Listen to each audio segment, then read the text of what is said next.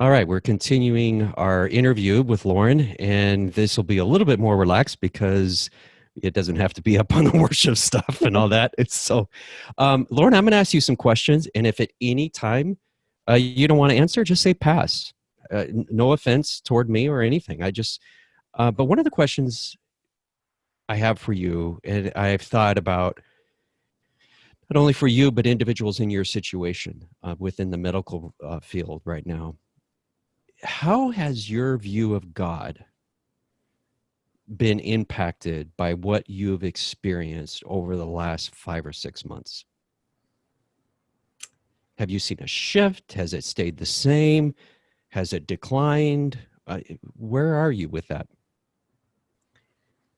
I think the piece of my relationship with God or with a higher power that's changed is um, I've learned how important it is for us to zoom out a bit, because I think that on one hand, I see up close, day to day at work, how this virus is changing people's lives. People are losing loved ones, they're losing their health, they're isolated from their families in that sense. But I think if we zoom out, we've been able to see the sort of domino effect that COVID has had on our communities, our families, our country, our world, and we've seen it sort of have this ripple effect, and it's made a lot of us look at our lives in a bigger perspective than I think we ever have before.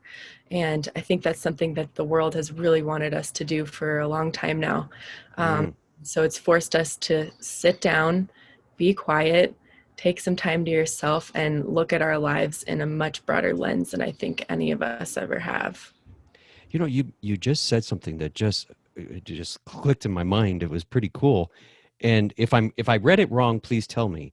But it's almost as if you see do you see, I'll ask you instead, do you see the word world and God as synonymous? Because you said sometimes what the world has been trying to teach us. And I don't know if that was just a slip or if that was intentional. Do you want to explain it all on your perception of that? They feel synonymous to Okay. me. Yeah, they feel very synonymous.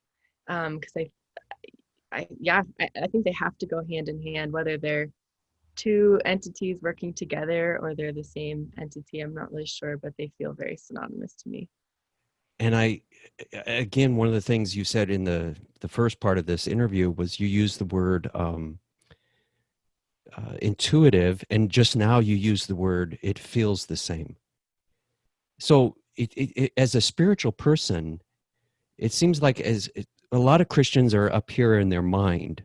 How would you encourage not only Christians, but all religions to balance that off a little bit more with what you're talking about, that intuitive, that feeling side? How would you encourage them to do that? And why should we do that? That's a good question. For me, and I'm not, I know things would work differently for everybody. There's different practices that would help different people, but for me, it's just being present in my body. Um, and just, I think that bigger lens of zooming out and seeing that this one tiny little virus, this tiny little thing has caused massive ripples across the entire world. And um, and I think a lot of people would agree that it's caused ripples that needed to happen, or that are going to hopefully induce really positive change for our world. But I'm not sure. For me, it's just kind of dropping into my body a little bit and using those practices that I do on my off days of being present in nature, taking time to myself, doing meditation, that kind of make that all a little bit clearer for me. So maybe that would work for other people as well. Mm. But I do think it's important to get out of our heads a little bit, because I know what that's like too, to be caught up in just the noise in your head. And it's much quieter in your heart, Mm. much quieter in your heart and in your body. It's really noisy up there. And so if you can just give yourself a second to just drop down from that, I think people would be able to feel that too. Yeah, I just your choice of words are so powerful because you talk not only now you brought only not a feeling aspect, but now you brought into the physical aspect of the body, and in one of the earlier answers you talked about taking a bath, and now all of a sudden you begin to see how this all ties in. Yeah, and then you're walking, going out and walking brings in the body and the yeah. So two more questions for you. Mhm. Number one, you have been unfortunately exposed to a tremendous amount of death, far more than what you would typically probably have experienced, perhaps even in a lifetime as a nurse, because of what the experience we're facing right now throughout our world. How has your perception of death, has it changed? Has it shifted? How do you view death now? I don't think it's really shifted my view on death. It's just sort of strengthened it for me or amplified it a little bit. I've seen more death, definitely more in Right. numbers, but it's something I'm very familiar with. It's something I'm trained to be familiar with and know how to handle. Um, and I think it's highlighted, especially in the critical care setting, um, how often we drag the process of dying out. Mm, And death is not something that as nurses we're scared of. And it's actually something we oftentimes wish for our mm, patients because we know that that's a better option than them hooked up to all the machines. So I think it's just amplified it for us to know okay.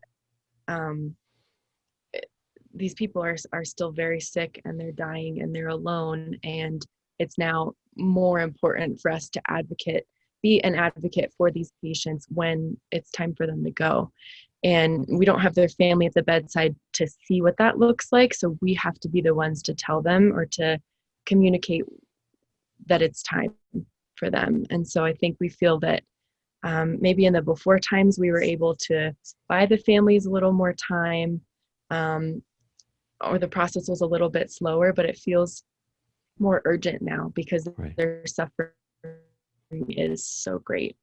Yeah. So I want to ask you the last question, and I don't want you, if you're okay with it, I don't want you to answer with COVID in mind. Pretend that COVID is over. So we've moved on, if that's even possible. So from this experience that you've had and are having, when it's over, what's your hope for you personally? What's your hope as a spiritual person for the rest of your life? What do you hope for? What do you want out of that? Mm, that's a really good question. Um, Me personally, Yeah, um, having gone through this experience and weathered this storm, what do you want as you move forward in your own life post COVID? um, I think a lot of people would probably say the same thing. I hope that I never take moments with my family for granted. It's actually getting me a little choked up thinking about it.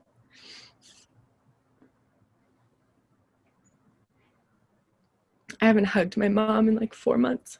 Wow. Yeah.